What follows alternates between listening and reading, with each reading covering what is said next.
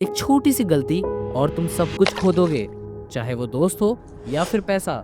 सिर्फ कहने के लिए तोमोदाची गेम एक एनिमे है, बल्कि असल में इसमें मैनिपुलेशन के कुछ ऐसे डार्क सीक्रेट्स हैं जो इतने डार्क है जिसको तुम फॉलो भी नहीं कर पाओगे। लेकिन अगर तुमने अपना मन बना लिया है इन सीक्रेट्स को समझ के लोगों को अपने हिसाब से कंट्रोल करने का, तो शुरू करते हैं पहले टिप से, ऑब्जर्व बिफोर रिएक्टिंग। तोमोदाची गेम में सबसे पहला टेस्ट शुरू होता है कन्फेशन गेम। एक सवाल, क्या तुम्हारे ग्रुप में कोई चोर है? हर किसी के पास दो ऑप्शन थे, यस या नो, जिनका आंसर एक सेकंड क्लास का बच्चा भी दे देगा। पर हर बार उनमें से कोई ना कोई एक जना गलत जवाब दे रहा था। ये गेम केवल सच बताने का नहीं था, ये गेम था दोस्तों के बीच भरोसा तोड़ने का।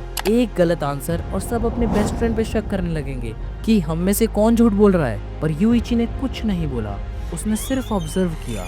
और आखिर इतने इंटेंस माहौल में भी उसे समझ आ गया कि आखिर बात क्या है। तो हम लोग इससे कैसे बच सकते हैं? जब लोग आपके ग्रुप में शक पैदा करें, रिएक्ट मत करो, जस्ट ऑब्जर्व। पहले पूरा सीन समझने की कोशिश करो कि आखिर चल क्या रहा है यहाँ पे, जैसे यूइची ने किया। उस इंसान को पहचानने की कोशिश करो जो सबको एक दूसरे पे शक करवा रहा है। Then victory will be yours. Number second, shift your position. लोग अगर तुम्हारे बिहेवियर को समझ जाते हैं कि तुम क्या रिएक्ट करोगे, तो उनकी एक्सपेक्टेशन को चकनाचूर कर दो just by changing your position. एक मूवमेंट पे यूइची ने अपने पार्टनर को बहुत तेज पंच मारा, पर मुझे बाद में पता चला कि वो पंच सिर्फ एक डिस्ट्रैक्शन था, बट रियल चीज थी उसकी स्ट्रेटेजी जो उस पंच के पीछे थी। यूइची ने सिखाया कि अगर तुम लोगों की एक्सपेक्टेशन को तोड़ देते हो तो उनका रिमोट कंट्रोल तुम्हारे हाथ में आ जाता है। पर आप लोग इससे कैसे बच सकते हो? हर चीज को सच मत मानो। कुछ लोगों से जब सवाल किया जाता है और उनकी गलती पकड़ी जाती है तो वो गुस्सा करने लगते हैं, चीख चीख के चिल्लाने लगते हैं कि मैंने कहाँ किया, मैंने ये नहीं किया, मैंने वो नहीं किया। तो वो भी सिर्फ एक एक्ट होता है कि उनकी गलती से हटके ध्यान चले जाए उनके एक्शंस पे और लोग उनकी गलती को भूल जाएं। तुम बस शांत रहो और सामने वाले को ऑब्जर्व करो कि उसका इंटेंशन क्या है, आखिर में वो करना क्या चाह रहा है। उसके वर्ड से ज्यादा उसके बॉडी लैंग्वेज और एक्शंस पे फोकस करो। And third one is most important, third is emotional manipulation. आपने देखा होगा कई लोग इमोशनल ड्रामा क्रिएट करते हैं, जैसे कि रोना, गिड़गिड़ाना, मुझे किसी पे भरोसा नहीं है, ये सब बातें कहना। और वो ऐसा सिर्फ इसलिए कहते हैं ताकि आपको गिल्टी फील हो और आप उनकी हेल्प करने के लिए दौड़ो। समझे बात को बाबू भैया?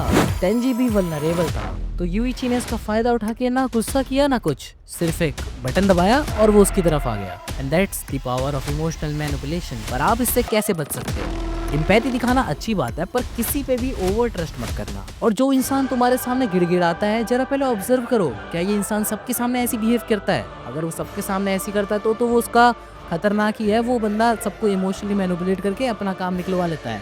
लेकिन अगर वो सबके सामने नहीं करता, अगर वो तुमसे अपनी प्रॉब्लम शेयर करता है, तो तुम्हें उसकी हेल्प करनी चाहिए, but not over trust anyone.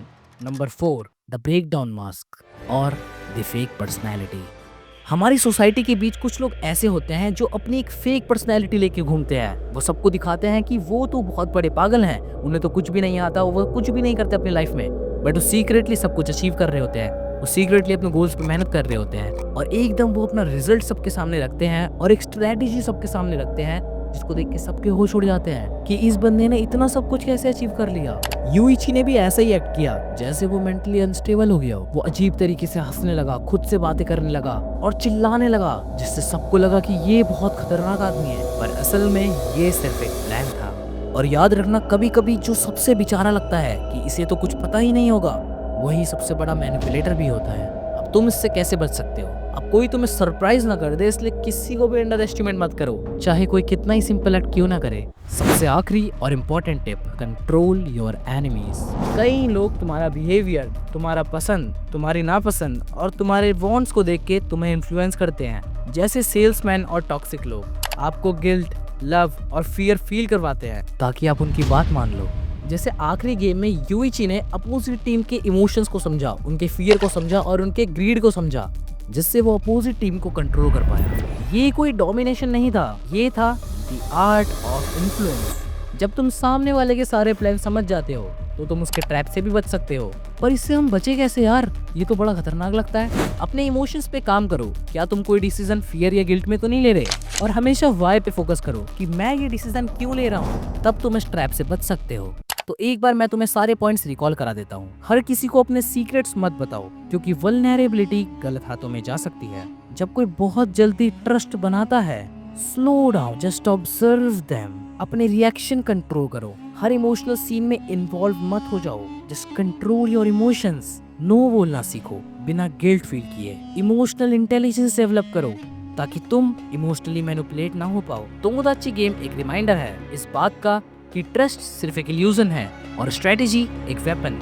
Yuichi ने हमें सिखाया कि जीतने के लिए इमोशंस को समझना पड़ता है और उन्हें यूज भी करना पड़ता है। तो नीचे कमेंट्स में तुम अपने पर्सपेक्टिव ड्रॉप कर सकते हो कि तुम क्या सोचते हो उस बारे में। मुझे फालतू के लाइक और सब्सक्राइब से कोई मतलब नहीं है। अगर तुम्हें सच में कुछ वैल्यू मिली है इस वीडियो से, तभी इस वीडियो को लाइक करना और चैनल को सब्सक्राइब करना, क्योंकि ऐसी ढांसू एनिमे रिलेटेड वीडियो मैं लाते रहता हूँ।